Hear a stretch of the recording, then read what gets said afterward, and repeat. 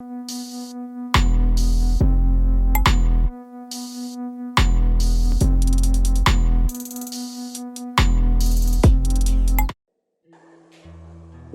कथाओं का विशेष धम्म देशना अंतर्गत आज हम विशेषतः जातक कथा लेके आए हैं। तित्तिर जातक, अपनों से जो श्रेष्ठ है, ज्येष्ठ है, ऐसे लोगों का आदर और सत्कार करना चाहिए, इसके विषय में ये जातक कथा है। सर्वप्रथम हम बुद्ध को, धम्म को, संघ को प्रणाम करेंगे। सब लोग हाथ जोड़ के बैठिए। अरहं सम्मा संबुद्धो भगवा बुद्धं भगवन्तं अभिवादेमि। स्वागतो भगवता धम्मो धम्मं नमस्सामि। सुपतिपन्नो भगवतो सावक संघो संघं नमामि। महाकारुणिक तथागत अरहत सम्यक संबुद्ध भगवान बुद्ध को त्रिबार वंदना किया। महाकारुणिक तथागत बुद्ध द्वारा देशित सुआख्यात धम्म को त्रिबार वंदना किया। महाकारुणिक तथागत बुद्ध के सुप्रतिपन्न आर्य श्रावक संघ को त्रिबार वंदना किया। महाकारुणिक बुद्ध धम्म संघ को वंदना करते हुए आज का कार्यक्रम शुरू करते हैं। नमो तस्सा भगवतो अरहतो सम्मा संबुद्दस्सा। नमो तस्सा भगवतो अरहतो सम्मा संबुद्दस्सा। नमो तस्सा भगवतो अरहतो सम्मा संबुद्दस्सा। महाकारुणिक तथागत भगवान बुद्ध को त्रिबार वंदना। महाकारुणिक तथागत बुद्ध द्वारा देशित सुआख्यात धम्म को त्रिबार वंदना। महाकारुणिक तथागत बुद्ध के सुप्रतिपन्न आर्य श्रावक संघ को त्रिबार वंदना। परम पूजनीय बोधिसत्व डॉक्टर बाबा साहब अम्बेडकर आज के कार्यक्रम में उपस्थित हुए संपूर्ण श्रद्धा प्रेमी, धम्म प्रेमी, उपासक उपासिकाएं, आज का कार्यक्रम जातक कथाओं के विशेष धम्म देशना अंतर्गत जातक कथा हम सुनने वाले हैं। तित्तिर जातक, एक तितर के विषय में कि जीवन में कैसे अपने से ज्येष्ठ और श्रेष्ठ की आदर करना चाहिए, सत्कार करना चाहिए, मान सम्मान करना चाहिए, उसकी बातें सुनना चाहिए, उसके अनुशासन में रहना चाहिए। ऐसे विषय ये जातक कथा हमें सिखाता है। महाकारुणिक तथागत बुद्ध श्रावस्ती में जाते समय सारिपुत्र भंते को वहाँ शयनासन या निवास स्थान नहीं मिला, अप्राप्त हुआ। इसके विषय में लेके तथागत बुद्ध ये जातक कथा सुनाते हैं। अभी प्रसंग ऐसा हुआ कि महाकारुणिक तथागत बुद्ध होने के बाद धम्म प्रचार करते करते मगध के राजगिरी में पहुँचते हैं और वहाँ पहुँचने के बाद राजा बिंबिसार बुद्ध के उपदेश सुन के श्रोतापति फल प्राप्त करते हैं और बुद्ध प्रमुख भिक्षु संघ को रहने के लिए पहला बुद्ध विहार वेलवन विहार दान देते हैं। तथागत बुद्ध वहीं रह रहे थे। वहाँ पे सारिपुत्र, मौदगल्यायन वो लोग भी भिक्षु बनने आए, दुख मुक्त बने, बहुत सारे लोग भिक्षु बनने आए। तो वहीं पे अनाथ पिंडिक महाजन ने बुद्ध का उपदेश सुन के ज्ञान प्राप्त करता है, श्रोतापति फल प्राप्त करता है। और ऐसे अच्छे धम्म अपनी लोगों को अपनी जगह में भी लेके जाना चाहिए। तो वो लेके जाने के लिए क्या करूं? तो बुद्ध प्रमुख भिक्षु संघ को विहार दान देने का अनुमति प्राप्त करके अनाथ पिंडिक महाजन अपने नगर श्रावस्ती में आता है। वहाँ सोने का असर पे बिछा के विहार बना देता है और विहार बुद्ध प्रमुख भिक्षु संघ को दान देने के लिए वहाँ निमंत्रण करता है। तो ऐसे समय में तथागत बुद्ध भिक्षु संघ के साथ श्रावस्ती की तरफ चल रहे होते हैं।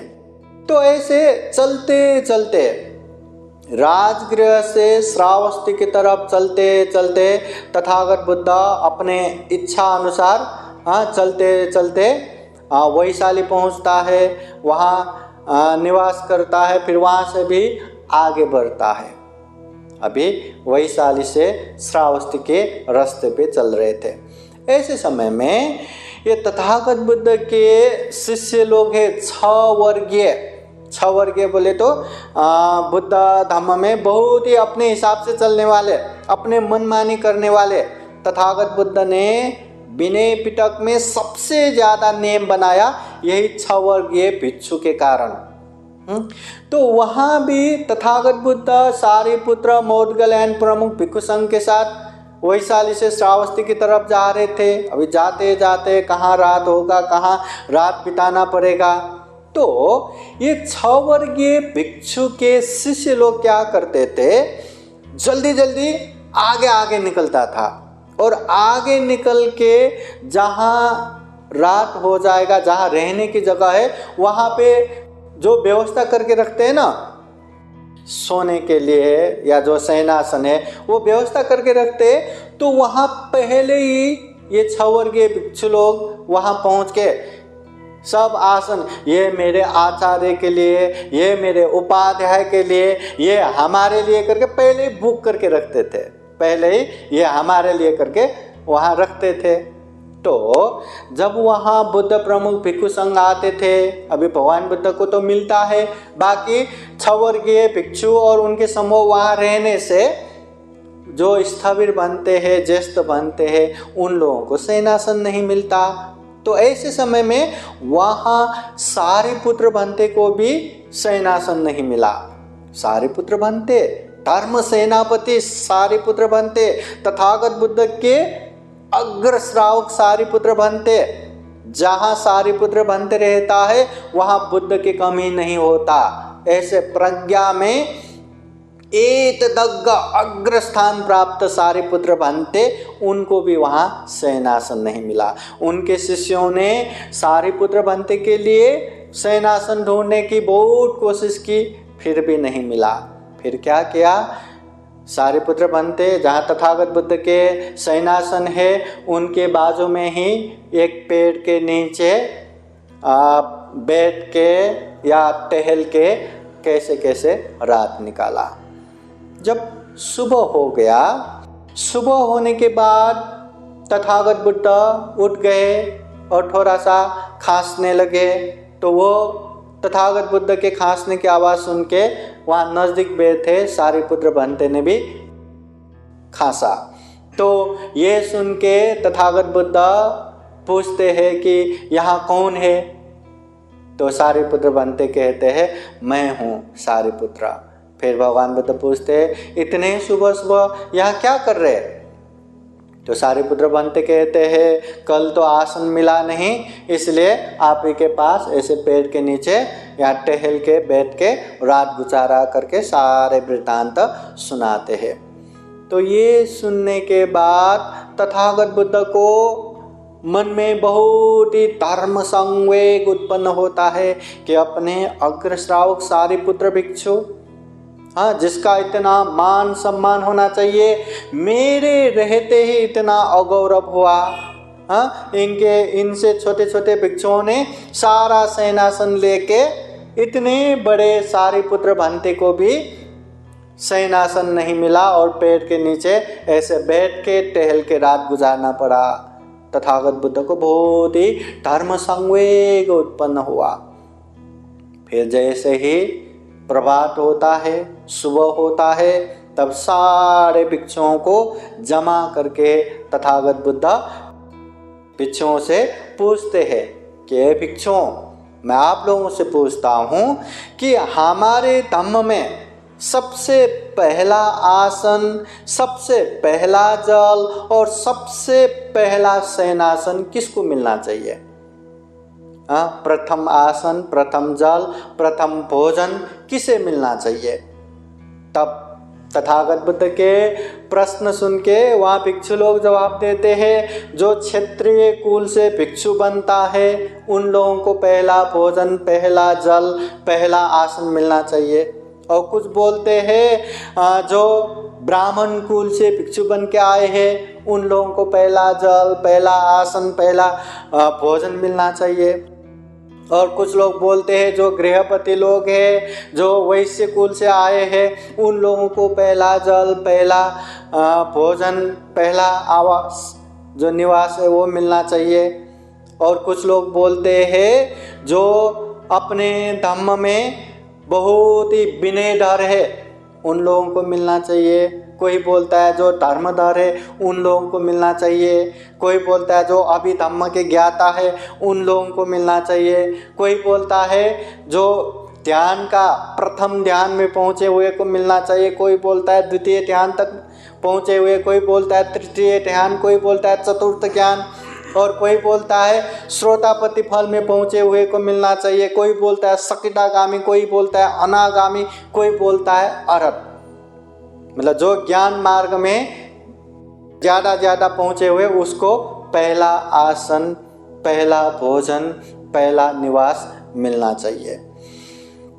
तो भिक्षु लोगों के ऐसी बात सुन के तथागत बुद्ध उस समय सारे भिक्षुओं को अच्छे से बताते हैं कि भिक्षुओं, मेरे शासन में, मेरे धम्म में पहला आसन, पहला जल, पहला भोजन न क्षत्रिय कुल से प्रवजित हुए भिक्षुओं को मिलना चाहिए, न ब्राह्मण कुल से प्रवजित हुए भिक्षुओं को मिलना चाहिए, न वैश्य कुल से प्रवजित हुए भिक्षुओं को मिलना चाहिए, न प्रथम ध्यान, द्वितीय ध्यान, चतुर्थ ध्यान, तृतीय ध्यान, चतुर्थ ध्यान ऐसे ध्यान में पहुँचे हुए को मिलना चाहिए, न धर्मधर को मिलना चाहिए, न विनयधर को मिलना चाहिए, न श्रोतापति, न सकिटागामी, न अनागामी, न अरहत को मिलना चाहिए।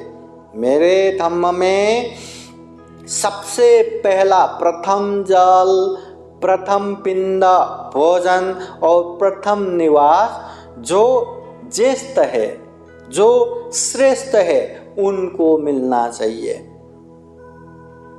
ध्यान से याद कीजिए। हाँ, तथागत बुद्ध क्या कहते हैं? कोई ब्राह्मण कुल से, क्षत्रिय कुल से, वैश्य कुल से भिक्षु हुए उन लोगों को पहला भोजन, पहला निवास, पहला जल मिलना नहीं चाहिए। क्या जो ज्ञान प्राप्त करते हैं बड़े उनको भी नहीं। बुद्ध कहते हैं यहाँ जो पहले भिक्षु बनता है, जो ज्येष्ठ है, जो श्रेष्ठ है, जो स्थविर है, उन लोगों को पहले ये भोजन मिलना चाहिए, जल मिलना चाहिए, निवास मिलना चाहिए। ये धम्म में जो पहले प्रवजित होके भिक्षु बनता है, जो ज्येष्ठ है, जो श्रेष्ठ है, ऐसे व्यक्ति को पहला जल, पहला भोजन, पहला निवास मिलना चाहिए। मतलब ऐसे ज्येष्ठ लोगों को, ऐसे श्रेष्ठ लोगों को पहले पूजा करना चाहिए, पहले सम्मान करना चाहिए सीनियरिटी के हिसाब से। तो तथागत बुद्ध कहते हैं जो ऐसे ज्येष्ठ श्रेष्ठ लोगों का यहाँ पूजा करते हैं, या सम्मान करते हैं या आदर सत्कार करते हैं या उन लोगों की बातें मानते हैं या उन लोगों को प्रथम जल, प्रथम भोजन, प्रथम निवास देके सम्मान करते हैं, आदर करते हैं, यही वास्तव में अपने से बड़ों का, ज्येष्ठ का, श्रेष्ठ का सम्मान किया हुआ होगा करके तथागत बुद्ध समझाते हैं। और तथागत बुद्ध ये भी समझाते हैं कि अभी इतने सुआख्यात आदि मध्य अंत पर्यंत कल्याण होने वाले ये धम्म में ये ज्येष्ठ श्रेष्ठ का पूजा होना चाहिए ये बोल रहे, जबकि पहले ऐसे बुद्ध भी नहीं था। तिर्यक योनि में, पंछी जानवर योनि में जन्म होके भी वो लोगों ने भी एक आपस में ज्येष्ठ श्रेष्ठ का आदर सत्कार करने का एक परंपरा बिठाया था करके तथागत बुद्ध ये बात सुनाते हैं। तो ये बात सुन के ये भिक्षु लोग प्रार्थना करते हैं, भगवान अभी की बात तो हमने देख लिया, सुन लिया, पर पहले की क्या बात है, अच्छा होता कि आप तथागत बुद्ध हमें समझाए, हमें सुनाए। तब तथागत बुद्ध पहले की बातें सुनाते हैं तित्तीर जातक।